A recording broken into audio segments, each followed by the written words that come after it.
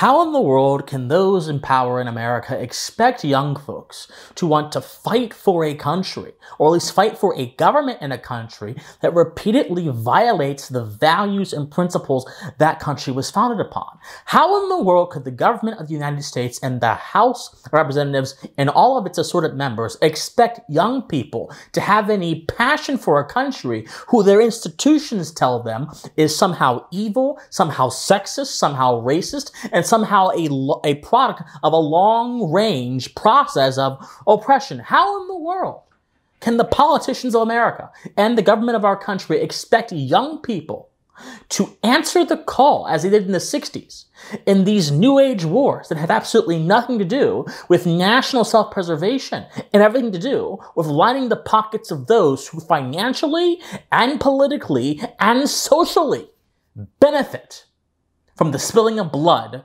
on foreign soil for no good reason? That is the question we're going to ask today as we examine why the phenomenon of selective service is so moral and unjust, and why the recent measure by the U.S. House to attempt to automatically register men from ages of 18 to 26 for this unjust draft should be rejected. But before we get into that, hello, my friends. I am Christian Watson. I am your host today. If you enjoy political and social commentary with a philosophical bent, then I must encourage you all to please kindly subscribe.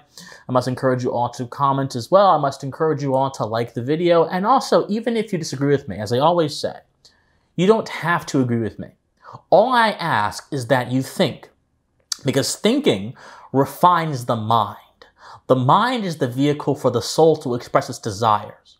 And if the soul expresses its desires in a good way, in a virtuous way, in a rational way, we will all not only have a better country, but also a better world. So please give it consideration to subscribing and becoming part of the Pensive Politics family. Thank you so much for being here. Now on to the video. As I mentioned, there was a massive NDAA bill passed by the House of Representatives, which automatically registers all men ages 18 and 26 for selective service. Now, many people have said that the outrage over this bill, because there was a lot of outrage, is actually not justified, because selective service is already required for people to register before, they turn a certain age. And by the way, this is only partially true. The outrage is totally justified, but it is true that selective service does require you to register once you turn the age of 18. A few years ago, I'm 24 now, I was 18 a few years ago, I had to register for selective service. I did so begrudgingly. If I had a choice in the matter, because I don't, we'll get to that in a second, I would have absolutely said no, but I had to, or else if you don't do it, you can face up to a year in prison and a felony on your record. And we already know what happens when people have felonies on the record in America. They can't get jobs and their social advancement is basically handicapped, and that's a different story for a different day. However, the reason that I am so angry about this is because for years, not just in the past few days, for years, the draft has been seen as an example of patriotism. Not only that, but the draft has been seen as an example of patriotism because the draft is being put in the context of service. You see, when you join the military, you are said to be serving the country. So the logical conclusion of that line of thought is, if you are drafted to forcibly join the military, it's never presented that way, but that's what it is. In reality, you are also serving your country. Therefore, if you refuse to abide by a forcible draft, you somehow don't want to serve your country, and therefore you are unpatriotic and hate America. This is the mediocre idea that is shackling the minds of so many people, especially, and no offense to any of you who belong to this category, not all of you are like this, many of you are, especially the boomer generation, who were the sort of guinea pigs, the incubation class for these ideas to be entrenched into America after World War II under the post-war consensus, which was the last time the draft was exercised, was during Vietnam, I believe. So the problem with this is very simple. Patriotism, my friends, has nothing to do with being in the military. Patriotism has nothing to do with serving your country in one way. Patriotism is not an action. It is a mentality that leads, hopefully, towards actions that benefit your people. Patriotism is fundamentally a worldview that is an affirmation of the existence of your country. And I say patriotism in a general sense, but really it can't be said generally because American patriotism is so unique in that it is unlike being patriotic in any other country, because American patriotism is very much about a certain worldview that conveys universal ideas. American patriotism is about accepting and loving a country based on natural law, based on reasons of value, based on consent of the government, based on other virtues of the classically Republican system. That is what American patriotism is about. But many people conflate that worldview, or many people don't even know what that worldview is. They just assume being patriotic is crying when the American flag is being flown or when the national anthem is being sung. You put your hand over your heart and you're a patriot. No. There are a lot of anti-patriotic, anti-American people who will they'll be the first ones in line when the anthem is being sung, and they'll happily sing along with it. They'll happily pledge allegiance to the flag, because many people have not actually been educated in the things of patriotism. Many people have simply been educated in the things of tradition and the things of culture. Let me say that again. Many people have not been educated in the things of patriotism. People have been educated in the things of tradition and culture by habit.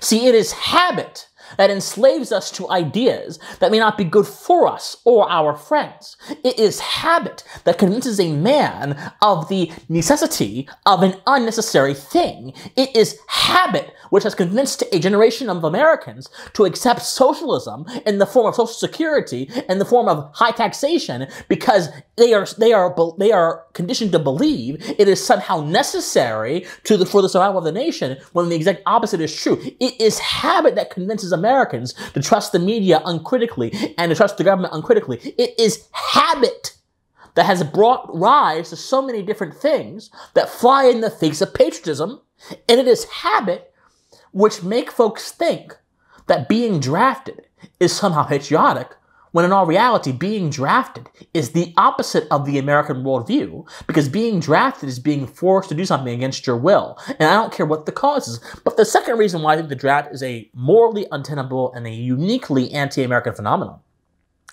is because the draft conflates, and this is the more important point that no one talks about, the draft conflates loving your country with loving your government. See, a lot of people assume that if you're in the military, you somehow love your country. Now, let me be very clear with this. There are many patriots that are in the military and that do love their country, and they serve because they love their country. But the military is under the imprimatur of the chief executive. The chief executive is the President of the United States. And many people, even the most dyed-in-the-wool, boomer, 1940s, 1950s era-minded person, could agree with me that the President of the United States is not always led by patriotism. He's not always led by his love of country. Sometimes the president, like every other politician, is led by an insatiable lust for power that completely and utterly disregards all ethical principles and even disregards the Constitution. This is a self-evident principle that I hope people at this point in our society will understand. The president can therefore take his lust for power and apply that to any area of government that he has jurisdiction over, including the military. So when you join the military, you're not always fighting for your country. Sometimes you're fighting for your government. And sometimes your government is a uniquely unjust position where they don't care about the people, they care about some other goal or some other aim. And yet, association has been used to make people not even consider this, because they are focused entirely on the prospect of serving your country. You serve America by preserving her ideas, and you preserve her ideas by being rational. And you be rational by understanding how to think and understanding how to think within the constraints of sound moral principles. But the draft kind of requires all of that to go out the window if you accept its validity in American life, hence its untenable anti-American nature. The draft is especially pernicious in that it implies patriotism and love of country means being forced to fight for your government, being forced to fight for those in power, even if their actions contradict the nation's moral values. And unlike many nations in this world, America is unique in that it was founded on a set of moral axioms. It wasn't founded simply because a bunch of people just settled here. It was founded on a view of man, of nature, of God, of reality that implies moral behavior. And yet the draft is just one of many policies that unfortunately harms those axioms and makes them damn near irrelevant to the average American's thinking on these issues. My friends, selective service should be abolished and the draft should be done away with. Not because we have a lack of patriotism in the country, although we certainly do. Not because the culture of 2024 or the culture of the 21st century is not the same culture of the 60s that was more amenable to this kind of control. And even then, by the way, there were millions of draft daughters. No, not because of that.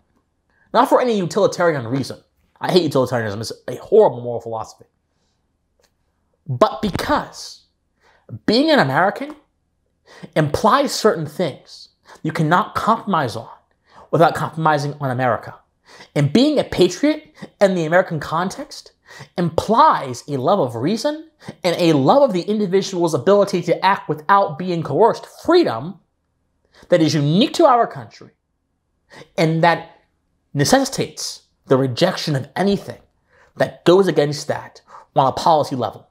That is why, my friends, the draft should not be abided by.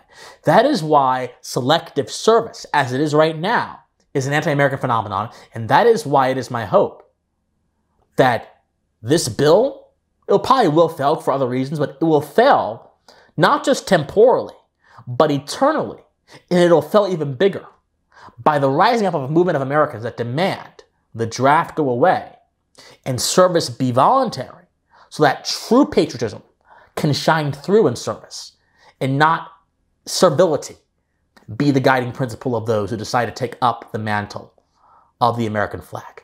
That is my hope, but who knows, maybe I'm being too optimistic. My friends, like this video, comment on this video, share this video, subscribe to this channel. If you want to support me and my endeavors, also be sure to comment, like, donate to me as well. All that's in the comment section down below. My friends, study history, study philosophy, remain morally convicted, and please stay pensive.